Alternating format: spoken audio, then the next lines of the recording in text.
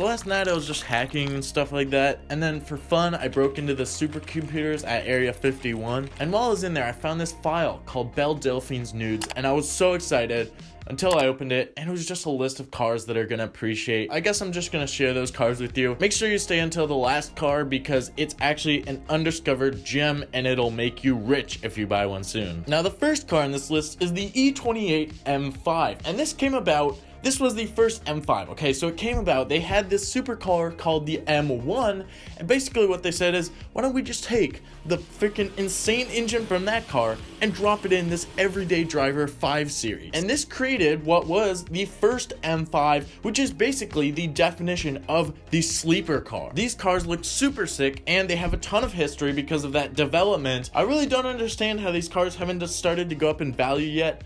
They definitely are going to go up soon though. Moving on to the Lotus Esprit V8 Series 4. Now if you've ever watched Top Gear, then you may have seen James May drive this car in the Patagonia Special. His car has a twin turbocharged V8. It looks extremely good. I mean, I would compare it to the Lamborghini Diablo for looks, and the Diablo is already starting to shoot up in value. Now an old Lotus is expected to be a bit of a dog when it comes to reliability. Some say that this stands for lots of trouble, usually serious. But actually in this episode, this car took a ton of abuse, all the abuse and off-roading that the other cars took, and it was the most reliable. It didn't even break once. So because of Top Gear and its looks and maybe the unexpected reliability, this car is going to go up in value. Buy one now. This car I'm actually super pissed about because I really want to buy one.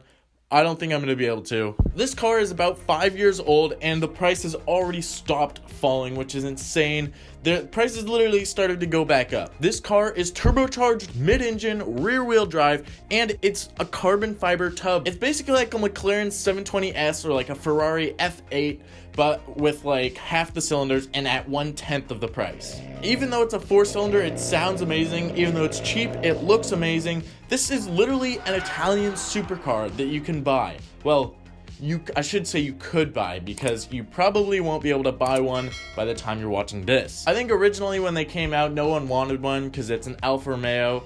The engine's made by GM.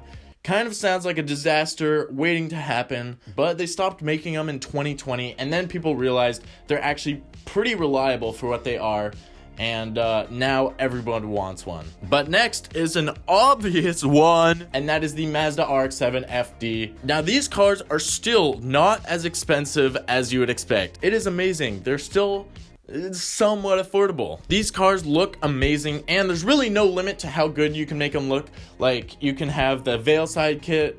Side note, this car was in Fast and Furious as a Veilside, and I don't know if you've heard of this car called the R34, but that car's gone up in value, maybe due to Fast and Furious, so I would expect this car to be the next one that you can't get under like 100K. But yeah, besides all the nostalgia and fame, whatever, these cars still look great, and they're a perfect platform for basically any build. And yeah, because of that, you are not going to be able to afford one in a few years.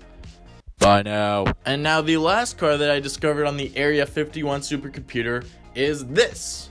But not actually this generation. Now, unless you've been living under a cock, then you probably heard that these cars are going up in price a lot. Well, actually, the first generation is probably the better car. This is a hidden gem because it's smaller and it's lighter, which means it's gonna be more fun, and they still haven't gone up in price as much as the second generation has. Also, these cars are one of the best looking cars from the 80s, so they are gonna go up in price just because of that alone. But still, they're super fun, so that also means they're gonna go up in price. You know, fun cars just always go up in price because people want to have fun. And speaking of which, if you want to buy a fun car for cheap before that's not a thing anymore, then watch this video to see those fun cars that you can still buy for $3 grand, what you won't be able to buy for $3 grand in like 100 years, I'm sure.